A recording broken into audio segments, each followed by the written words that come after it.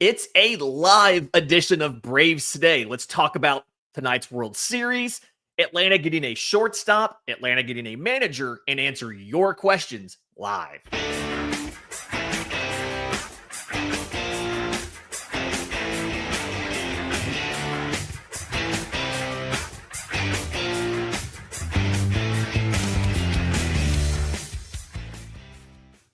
Yes, welcome on in to Braves Today for Friday, October 24th, your source for news, notes, and updates on your Atlanta Braves. I'm your host, Lindsey Crosby. You can follow me on social media at Crosby Baseball. You can follow the show on X, Braves_today. We have a Facebook page and Instagram as well. And you can find all of my written work, bravestoday.com. That's the Braves Today Substack, as this is both a podcast and a newsletter. We're proudly part of the Believe Podcast Network and presented to you by FanDuel.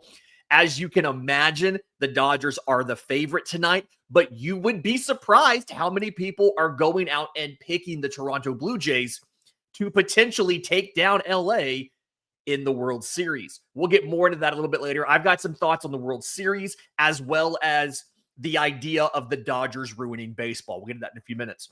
But first, we are live on YouTube. We're bringing back the Friday live show this week. I want to thank everybody who's here. And I want to talk a little bit about, one, some of the major questions around the team. A lot of shortstop stuff, a lot of manager stuff. I put out a call for questions on social media earlier today and got a good number of questions kind of sent in. We're just going to kind of jump into those before we start doing some of the other stuff here. Really good question from Alan. Oh, yeah. By the way, if you're watching on YouTube, one, thank you for being here. But two, I'm still monitoring the chat while I go through these. So if you have other questions, drop them in the chat. I'll put a star on them, and I'll make sure that we get to them in the second segment once I get past the questions that were pre-submitted. Question from Alan. Any updates on the health or progression of Holmes and Schwellenbach? When will we know if Grant Holmes will need surgery? Very good question. I think we kind of have to separate these two guys into different buckets, right? Spencer Schwellenbach was back to throwing when Atlanta said he wasn't going to come back to the mound in 2025. The goal that they had was for him to throw a live bullpen, face hitters, before he went home for the winter. By all indications, we did not get an official update on that, but by all indications, Spencer Schwellenbach hit all of his milestones. He's home. He should have a normal offseason and be available for 26. To Alan's point, Grant Holmes is the real question here. The time frame that they gave, and the last update that we got, let me back up. Last update that we got was that he had started to throw. He was playing catch. He was, doing some of that stuff.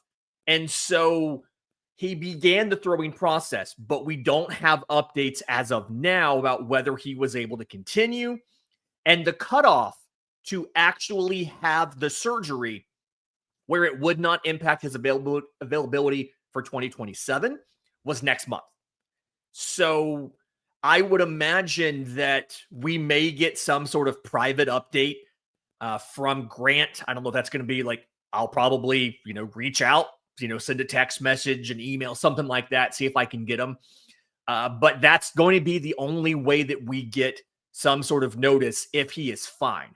If he's not fine, then likely when he coordinates with the team to have the surgery, there'll be some sort of release from Atlanta. They typically update us when the major leaguers have surgery. So good question. We don't really know the answer to that as of now.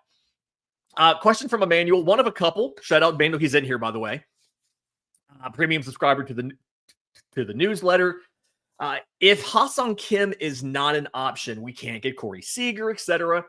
Do you think Nico Hoerner could play a good enough shortstop to be an option for the Braves? This is probably where Atlanta would have to go, assuming they can get him out of Chicago, unless they try to swing a massive trade for a guy that probably shouldn't be moved. I've jokingly said before that the Angels aren't good at this. Maybe they move Zach Neto or something like that. But Nico Hoerner is a guy, he has just about all of the skills you would need to move back to shortstop, except for arm strength. His arm strength last year was pretty poor. It was like 8th percentile, 75 miles an hour or so. I believe he's had a little bit of injury in the past, but he's played shortstop on a full-time basis as recently as 2022. And he's filled in at shortstop here and there a little bit in each of the last 3 years and has graded out positively, right? He got 17 defensive attempts in 37 innings at shortstop in 2025 and was +1 outs above average, right? He got 43 defensive attempts in 2024 on 73 innings. He got 66 defensive attempts on 137 innings in 2023. He was +1 in 23 at short, +0 in 24, +1 in 25. It feels like he should be able to cover shortstop. The real question is going to be, one, how much was he holding himself back at second base on his throws? When he played short in 22, his average arm speed was mid-80s. He's been in the mid-70s the last couple seasons, and he doesn't have enough throws from shortstop to get a reading on StatCast in 24 or 25. It's entirely possible that the arm strength is still there. It's possible he's kind of in the middle. We'll have to figure that out. I do think there's other options. JP Crawford, potentially, if the Mariners decide to go ahead and put Colt Emerson into the shortstop role. Feels a little early for that. When we get a little more clarity on Ha-Seong Kim, and reminder, we have to know by the 5th day after the World Series. We get a little more clarity on Ha-Seong Kim. I'll make sure there's a show, there's a podcast. If he's gone, breaking down, here's what Atlanta does now as far as what would be a comparable contract for Kim, what other options via trade, free agency, and all of that. So thank you, Manuel, for the question. One of a couple. He also asked about bringing back the tomahawk chop celebration and the foam tomahawk for the fans. This is a really tough one for me. I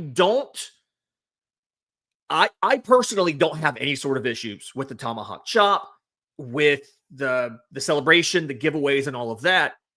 I'm also not the type of person who has a lot of issues with a lot of things, other than for some reason Mark Bowman making fun of Didier Fuentes.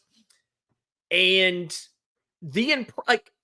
Atlanta's not actively trying to shut down the tomahawk chop in the ballpark, but they're not actively encouraging it. And this is all speculation. I've not actually talked to anybody on this, but the impression that I get is that Atlanta would rather not push for things like the tomahawk chop, not, the giveaways of the foam tomahawks and all of that stuff, so that they can instead avoid a larger conversation about the Cleveland Indians changed their name to the Guardians. The Washington Redskins changed their name to the Commanders. Why haven't the Atlanta Braves changed their name? The impression that I get is Atlanta's just trying to kind of stay under the radar. Ryan Helsley made a big stink when he was with the Cardinals. He's of Native American descent. And so Atlanta just said, okay, fine. We just won't give away the tomahawks. We're not going to play the thing in the ballpark. Again, I don't have an issue with it. The impression that I get is that they're not forcing the issue, because when you force the issue, there are going to be corresponding people who speak up, not only against that, but against the larger conceit, right? The larger conceit of having a Native American derived name, even though the Atlanta Braves do a lot of stuff with Native American tribes, both publicly and privately, right? Members of the media, we get emails, press releases, things like that. And there's all kinds of the Atlanta Braves hosting a Native American baseball tournament in the ball, all kind of other things that aren't public that Atlanta does to support that community. So I like the tomahawk chop. I like the foam tomahawks. I have one here in the house somewhere, but I understand why they're not pushing that and trying to actively push to get that back out. Right or wrong, obviously. One last question before we get to break. Dustin had a great question here. If you were GM for this offseason, what are 3 trades or signings you would make to stay $10 or $15 million under the third luxury tax threshold. So that's kind of the AA thing, right? You want to get 10 million. AA keeps around 10 million bucks or so to make moves at the deadline, right? So I wrote this up somewhat recently. I want to say it was mid or early October, about how much money does Atlanta have to make their ads this offseason. And I think you end up needing to cut a corner somewhere.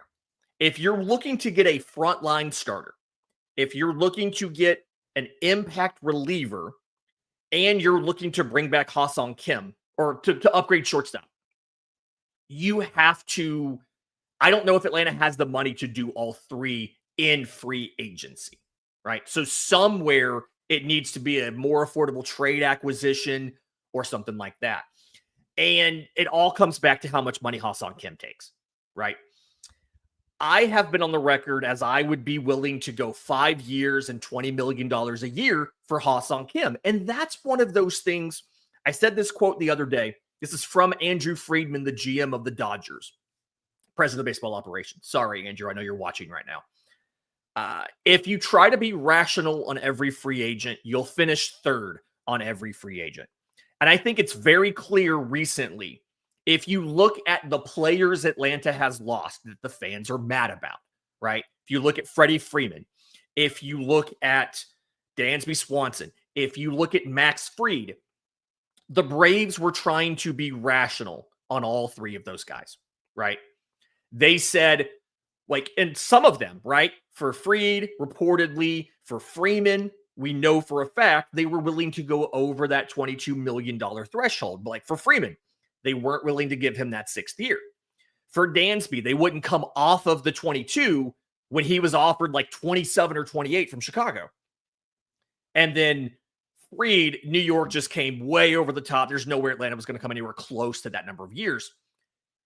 I think Ha-Seong Kim is the situation where you're going to have to go farther than you are comfortable.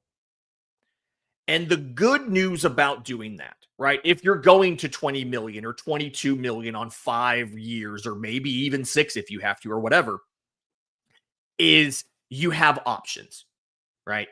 He's still at shortstop, which means you can move him to second base once Ozzie Albies is done, right? Let's say Alex Lodis is ready in 2 seasons, or John Gill is ready in 2 seasons. If you need to, you can move Ha-Seong Kim to a lesser defensive position, right? Jurickson Profar only has 2 more seasons left. Maybe you end up moving Ha-Seong Kim out of the infield completely. Like, you have options to move him to a lesser defensive position. I'm not worried about him aging like I'm worried about a guy like a Bo Bichette aging, because Bo Bichette's already really bad at shortstop. So when you're in the situation of having, like, if you want to upgrade shortstop, you have to understand it's going to hurt in some way or the other. The Cubs aren't going to want to let go of Nico Hoerner, right? The Arizona Diamondbacks aren't going to want to trade Jordan Lawler. So if you want to upgrade shortstop, you have to be irrational somewhere. Would you rather be irrational with the money and signing Ha-Seong Kim, or would you rather be irrational in the prospects you have to give up to acquire a player in a trade? Just decide which one's worse. And I'm of the position I would rather pay I'd rather pay Ha-Seong Kim than trade prospects for some of the other guys. But this whole thing kind of comes back to that. And let's take a quick break. When we come back, I've got some questions here. I've got some more questions you guys submitted earlier. We'll get to those next, right here on Braves Today. Welcome back to Braves Today. Lindsey Crosby. We are live here on YouTube. Shout out to everybody who's joining us today as we kind of go through some of these questions. And I do see some of the comments, right? I do think James, pointing out that there's rational and there's irrational. 5-100 for a guy that's barely better than a slap hitter and got released by one of the worst teams in baseball is way too irrational. I do think there is a difference in Ha-Seong Kim getting released for poor performance and Ha-Seong Kim getting released because Tampa Bay was worried about the money, right? They are very, very hesitant to pay big dollars to two players, especially they at the time they were in the middle of a sale transaction. Ha-Seong Kim has been a Gold Glove caliber defender, and then when you look at like offensively, his best performances, he was hitting around 250, 260, OPS of 105, 107. 2023, 17 home runs, 38 stolen bases, 260 average, 749 OPS, right? Yes, he didn't hit a ton. I mean, he didn't hit a ton of home runs. He had 17 home runs. He stole almost 40 bags. He played Gold Glove caliber defense at short and at second and at third. I would argue that's probably worth the investment. If you get the guy Tampa Bay had, absolutely not.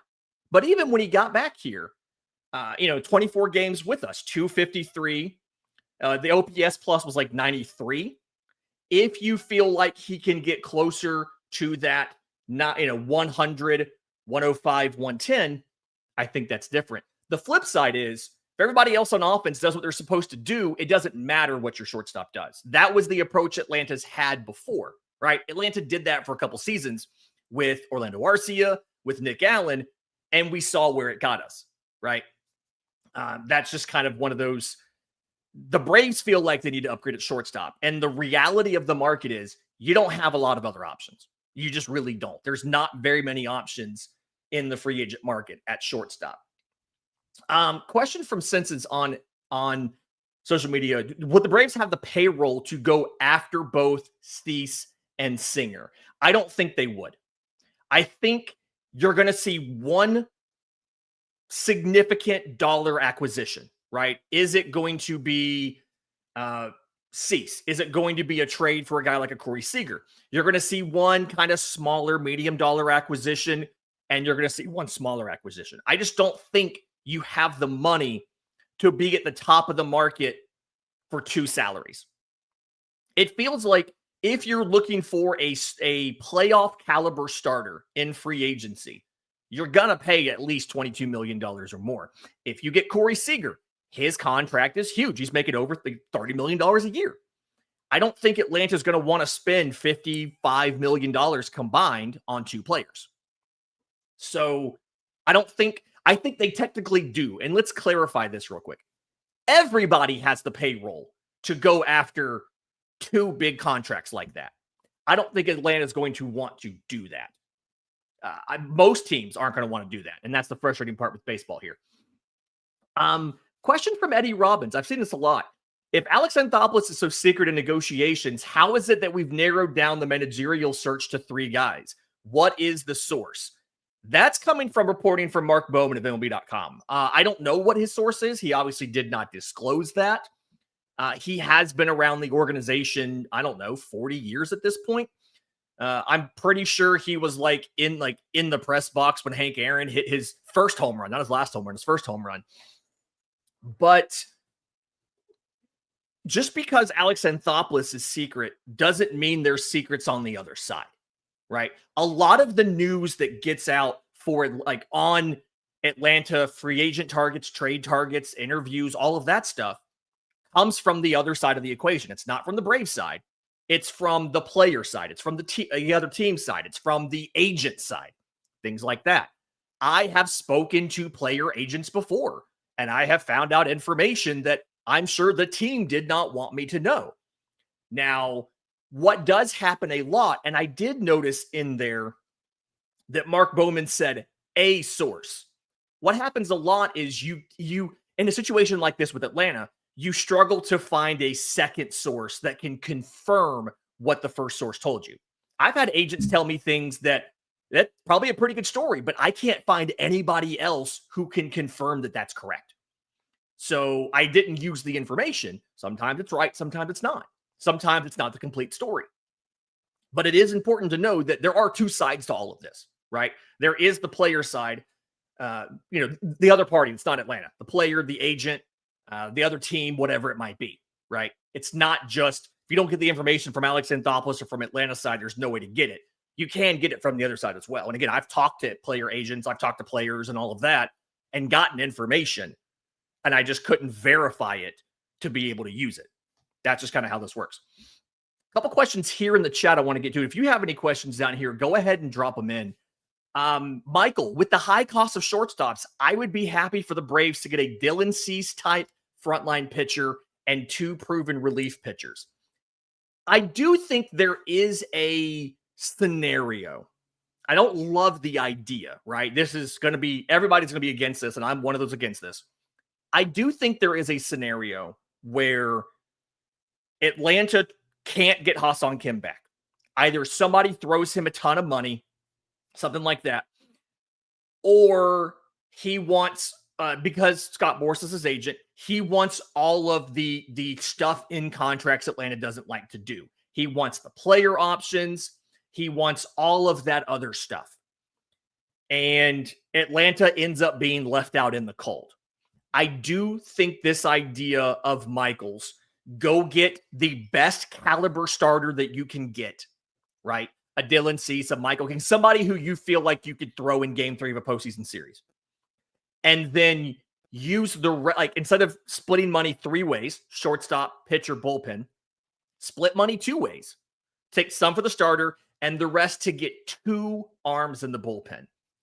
I do think one of the issues we're going to see this year, and it's going to be interesting to see how this works out and why I think there could be some trades coming, is you do have a situation, if you look at the pen, just from guys who are signed for next year.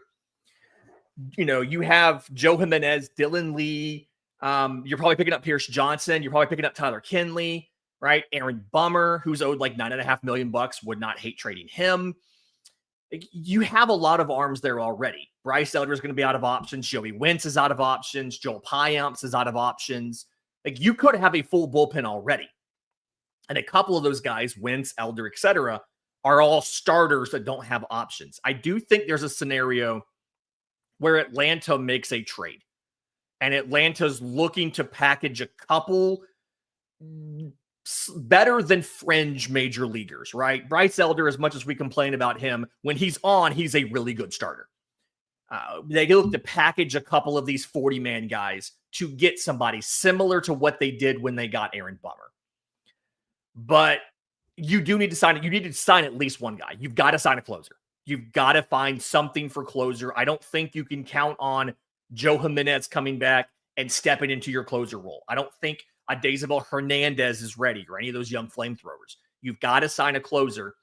I don't hate the idea of signing a second reliever, provided you can clear some room via trade.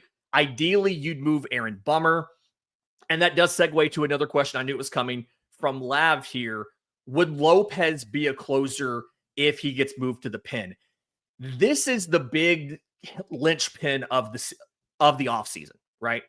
Having Ronaldo Lopez knowing that he is open to moving back to the pen is a big deal. If he goes to the pen, he's automatically the closer, right? I do think Atlanta has the flexibility to go through and find the best possible option, right? And how best do they want to spend their money? If they add a frontline starter, they give a big contract on some shortstop, right? Whether it's paying Corey Seager's contract, whether it's signing Ha-Seong Kim, whatever it might be, they could not punt on the bullpen, but they could plan on moving Lopez to the bullpen.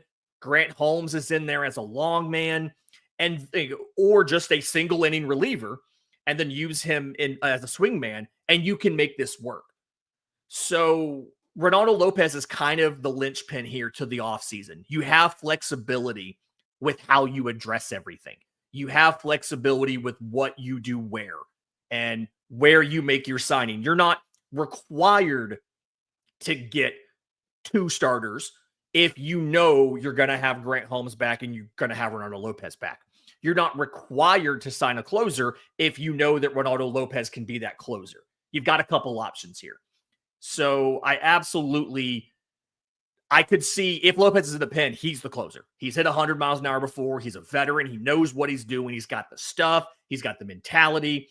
Theoretically, now he's been dealing with shoulder pain for a couple of years now. So theoretically, he also has the health for you to do this. So great question. Great follow-up for Lab. I really like how that worked there. Robert from Fayetteville What other coaches with the Braves do you think would be staying, and what coaches would those new managers bring on board? This has been a really a common question. We got this on social media as well. I do think that, with the caveat of it's very hard to know what a first-time manager would want to do with his coaching staff. I do think it makes a lot of sense to hold over some Braves coaches.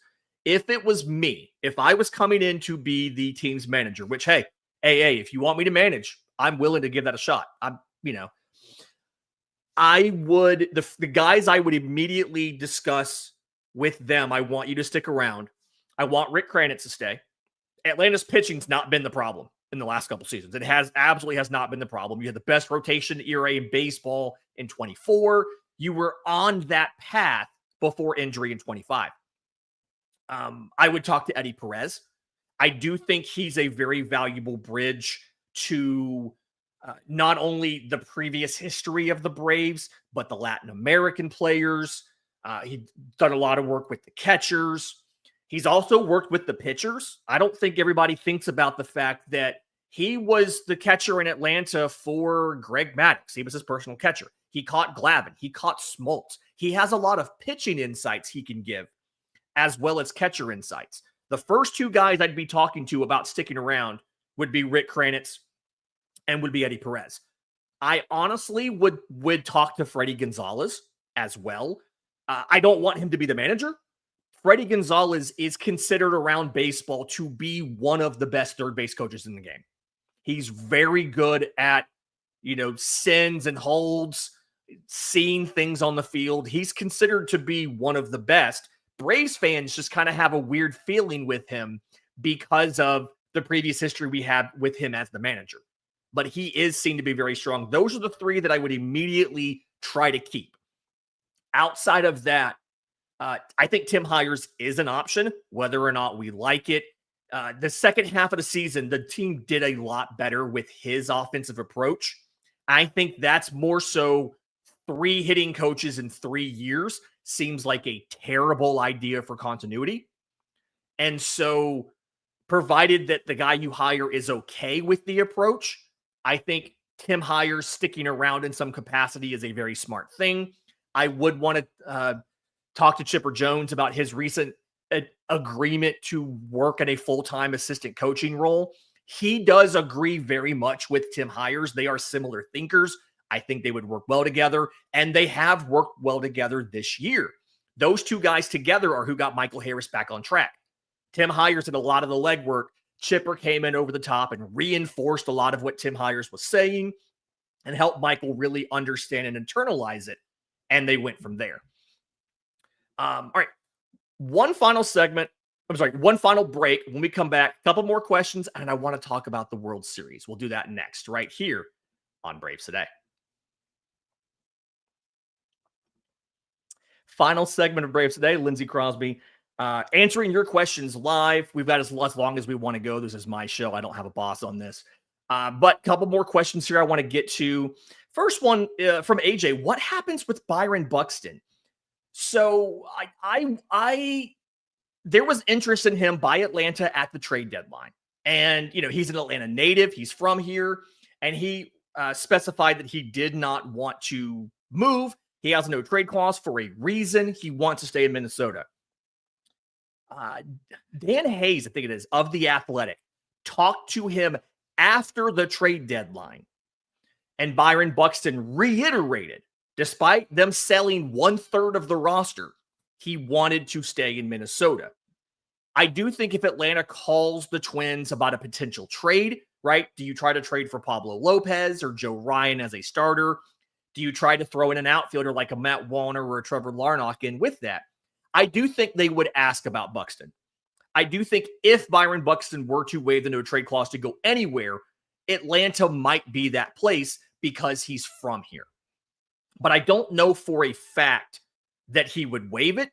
I do think Atlanta would check in, but every indication we've gotten, including after the trade deadline and they tore everything up, was that he still wants to stay. So I absolutely you have to check in on him, but I don't think it would happen.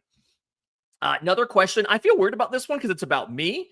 But Video Moon, who is joining us, I don't know where the comment went. There it is. Who is joining us from New Zealand. So thank you for that. It's it's a very long ways away. Weird time to watch the show. Asked about me and Jake Mastriani. We don't really have accents and things like that. So kind of what's that about? Where do we live? Jake and I actually both live in Alabama. He lives in Birmingham. I live in Auburn. We're about 2 hours apart. He is farther away from Atlanta than I am. I think it's about a 3 or 4 hour drive from Birmingham to Atlanta. I'm about 2 hours from my door to Truist Park. I can't speak for Jake on his accent. I went through speech therapy as a kid. And in the process of teaching me how to speak right, they kind of beat a lot of the accent out of me. If you give me whiskey, it comes back. So just had it kind of heads up on that. But for the most part, being here in Auburn, I don't have much of an accent. There are strong accents here. My kids are developing some accents, which is really kind of funny to me. But I personally do not have much of an accent. Again, unless you turn on some country music and you give me some whiskey or some bourbon, and then it starts to come out a little bit. One more question that I got, and it's sitting here on the rundown. Eddie asked, given that the Braves did not announce anything before the World Series, which starts tonight, do you think this means Danny Lehman is the choice, or is this just AA being behind or not quite ready? I do think not getting somebody announced this quickly either means it was a bigger search than we realized, or they've narrowed it down to Danny Lehman and they're waiting for the World Series to end. With the caveat here of not very many teams have already filled their roles, right? Texas, that was preordained. They already knew when they let Bruce Bochy go that Skip was going to be their next manager. So I'm kind of just taking that out. But like San Francisco, they knew what that plan was. Sorry. Texas, they knew what that plan was. San Francisco's made the hire of Tony Vitello. That is something Buster Posey visited with Tony Vitello. I want to say, what was it, July or August? They knew it was coming. Like they knew that was coming. Buster Posey knew he wanted to pursue Tony Vitello. Atlanta was starting from scratch on this. They didn't know Snit was not going to come back until the day before the press conference saying he was not going to come back. That's when they found out. I do think it's probably at this point, it's probably down to Lombard and Lehman. And the fact that they did not get it done before the World Series tells me either Danny Lehman is the guy, or that they wanted an opportunity to bring him in person for the final round of interviews before they made a decision, right? I mean, he's been to Atlanta. LA played in Atlanta, but there's a difference in coming as a visiting coach and coming or seeing the spring training facility, coming and taking that kind of tour and things like that. So there definitely is. It's probably Lehman or Lombard. And either they're waiting to announce Lehman until after the World Series, or they weren't able to get him in person before LA traveled to Toronto for the World Series. That's the other thing. So we could get either one, but I'm guessing as of now, it's probably going to be Lehman, the fact that they didn't get it announced and done before the World Series starts. J-Town, real quick, Alabama or Auburn? Auburn, Jake and I actually both went to Auburn, not at the same time. Jake got his undergrad here. I got my master's degree from Auburn. And so both of us are Auburn fans. I do want to talk about the World Series real quick, because we know that LA is favored. And I want to get your thoughts. Those of you who are here on YouTube, there's, looks like 80-something of you in here right now. There's this idea that the Dodgers are kind of ruining baseball, right? And that if LA wins, it's a sign that we need to put in a salary cap and we need to do all of that stuff. And I think that we're a little bit, premature on some of that. I would argue that, one, you're going to see a lockout after the 26th season no matter if Toronto wins, if Los Angeles wins, or if Milwaukee had knocked off LA and they went on to win. And reminder here, I said this the other day, lockouts are from the owners, strikes are from the players. And Rob Manfred has already indicated this is going to be a lockout. He's already kind of indicated that this is going to happen. This is going to come up after the 26th season because it's negotiating leverage. And I'm warning everybody right now, don't fall for this. Okay.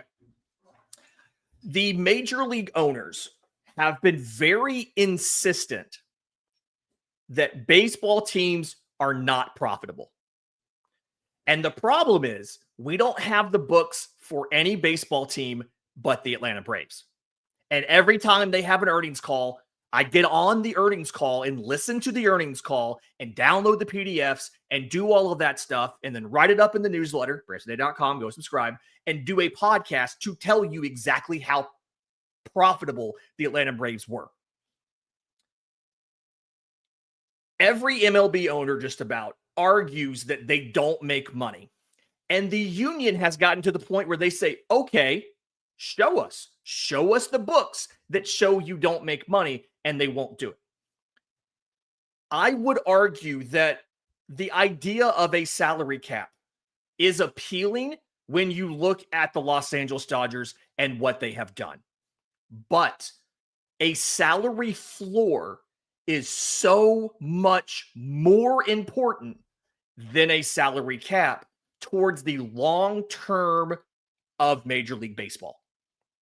And here's the thing, Major League Baseball already has, from a championship perspective, the best parity in sports. One of the big talking points behind the Los Angeles Dodgers this year is Major League Baseball has not had back-to-back championships, like a back-to-back winner of the World Series in like 2 decades.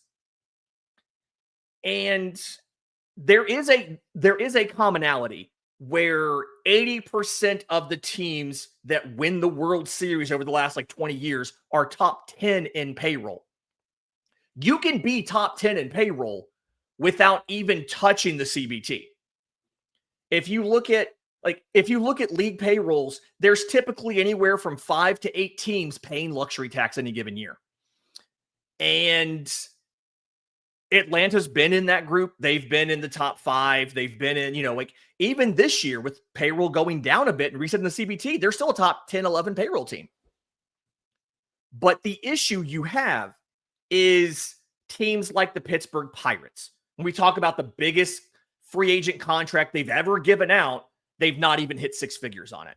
It's teams like the Miami Marlins, who sometimes have amazing drafts, get those players to the league, win a World Series, and then immediately tear it down and ship them all out.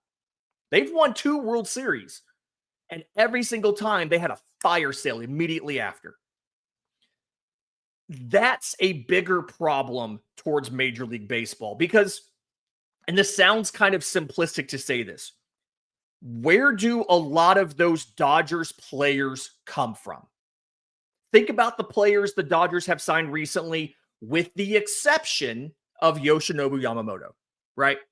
They got Tyler Glasnow from the Tampa Bay Rays because the Rays wouldn't pay him. They got Shohei Ohtani from the Angels because the Angels didn't even attempt to match the deal that he offered to everybody, right? They got Blake Snell from the Padres because the Padres threw some money at contending and then pulled back and just let him walk. All of these players that they got because those original teams refused to pay them. If you don't want teams like the Dodgers to accumulate all of this talent, find a way to either incentivize or force the lower revenue or the lower payroll teams to spend more. And I go back and forth on, do you need a salary floor? Do you need some sort of system? And what I think here is you need a system where, one, revenue sharing dollars must go directly to payroll.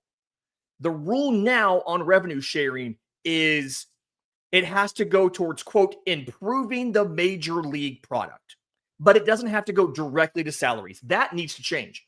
But two, I would argue that you should find a way to either lessen the cash flow hit, lessen the CBT hit, whatever, for teams to re-sign their own players. Like, what is the issue with the Pirates? It's not that they have Paul Skeens. It's that we all know they're not going to re-sign Paul Skeens. When he gets to free agency, he's going to leave. And you know where he's going to go? He's going to go to LA, or he's going to go to New York, or he's going to go to Boston, or he's going to go to Philly. He's going to go to like one of 6 teams, Toronto, one of 6 teams that will spend money in free agency. That's the real problem with Major League Baseball. And AJ makes a great point here in the chat. It's sad that franchises like Miami, Tampa, Pittsburgh, the A's are basically hopeless franchises because they refuse to pay players. And he's right. Colorado's a different situation because they give contracts. Sometimes they're just really bad and dumb contracts. Like, they paid Chris Bryant way more than anybody else should have. And the Angels at times will give money, and it's so incredibly dumb money. And I think Kevin's right here. It is a longer episode conversation, but he asked if there's a handful or two of teams that won't spend to maintain superstars. Why is MLB wanting to expand and add more teams? Because every team you add pays an expansion fee. And that expansion fee is divided among the other 30 teams. Right? So if you add 2 teams to get to 32 teams, that's 2 expansion fees, and that money gets distributed to the rest of the league. That's why. Because if you do that, one, by generating that conversation of we're going to add 2 new cities, now you can get these cities, they're incentivized to offer more and better giveaways and things like that to teams to build a stadium, to attract them to their town, right? Which means anybody who's currently trying to build a stadium or trying to get economic development incentives or any of that stuff has leverage, because it's, hey, MLB is going to add 2 teams. Like, hey, Nashville, you need to do a better job of offering us money, or else Charlotte's going to get this team. Or Tampa Bay could say, hey, Nashville's getting the expansion team. Charlotte has funding together for a ballpark. City of Tampa, I need you to give us more money for this ballpark we want, or we're just going to pack up and move to Charlotte. That's part of the reason why they want to expand. They want to expand because they get a direct payment when they do it, and it gives them leverage for everybody else to get more and better resources from their existing cities. So that's why they want to do it. I do think going to 32 teams, provided you don't change the playoffs, I do think it gives you an opportunity to rethink the system as far as the divisions and where everybody is, and maybe cutting out some of the travel. I think that's a big benefit here if they can work that out. Plus, selfishly, I just want to cover an expansion draft because those are always really interesting. And I just want to cover the way that'll work, where every team will protect a certain number of players in their major league system and a certain number of players in their minor league system. And these 2 new teams can draft players from the other existing rosters in the majors and the minors. I really want to cover that. That's going to be super interesting. I'm curious to see what they do this time. They haven't done it in a while. So curious to see what happens on both of those situations. There's a couple more questions I wasn't really necessarily able to get to. One last one here from Cultured Geek. And I did write a whole newsletter on this, by the way. Last time we did a mailbag, I wrote a newsletter that started off with this. But what does the MLB manager actually do? It seems like a lot of people think it's just setting the lineups. That's a big part of it. That's a big part of it. The 2 biggest things that actively influence the game from an MLB manager is if this a manager that has that power is setting the lineup, and then it's making the bullpen decisions, right? So who pitches what inning? When are we going to pull the starter? When are we going to go to this next reliever, et cetera, et cetera?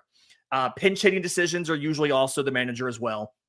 But outside of that, and that stuff has an ability to influence a game.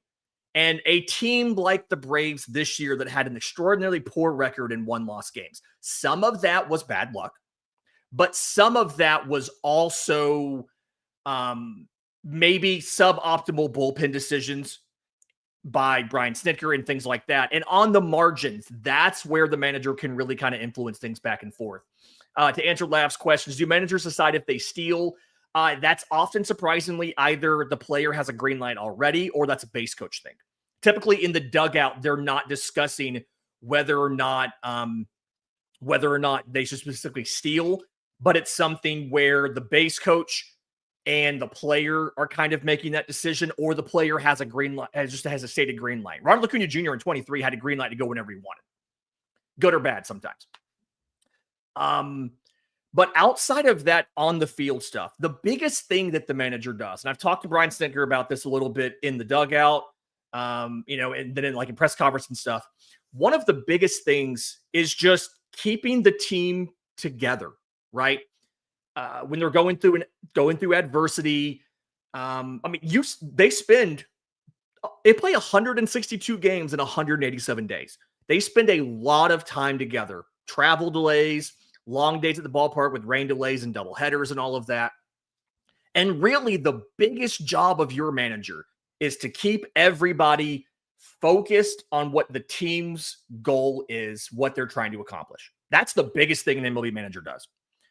And you can really see, especially later in the year, like this Atlanta Braves team, there were instances where they did not look like they were engaged or like they were in it. But there are teams that you can see outwardly quit. And all the guys that we talked to in Atlanta and the clubhouse and all that stuff, it didn't feel like they had quit. Right? They were still, Matt Olson got thrown out in like the final week of the season for getting all hot and angry about a call. A dude that has checked out for the year is not doing that. So that's the biggest thing the manager does, is keep the clubhouse vibes going, keep everybody in line, keep them focused and motivated, and help them with their struggles that they're having, both as baseball players and as people.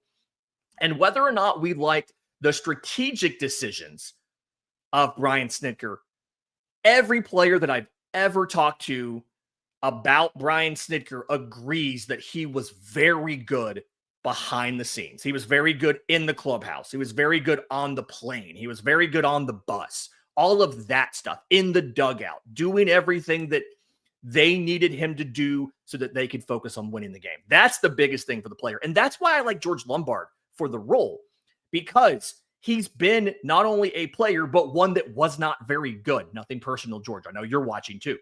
He was not very good. He understands their struggles. He also was fluent in Spanish, so he can talk to all of these guys one-on-one, no translator involved and things like that.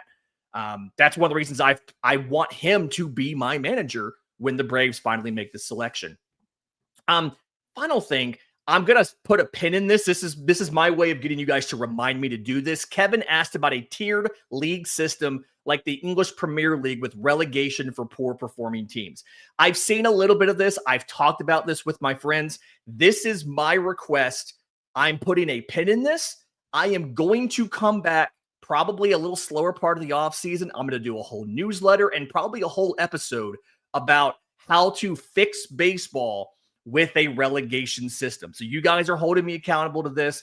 By middle to end of December, we are going to get this show and this newsletter out. I want to thank you guys. I love the live show. Glad we could get back to the live shows. All of you who are here, there's almost 100 people in the chat right now. Thank you for being here. If you're watching on audio, if you're listening on audio, do me a favor. 5-star review for the show would be fantastic. Spotify, Apple, wherever you get your podcasts.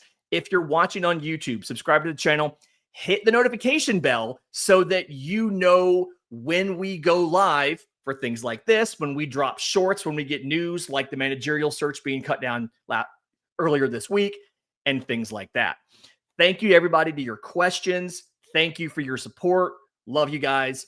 Until next time, this has been Braves Today.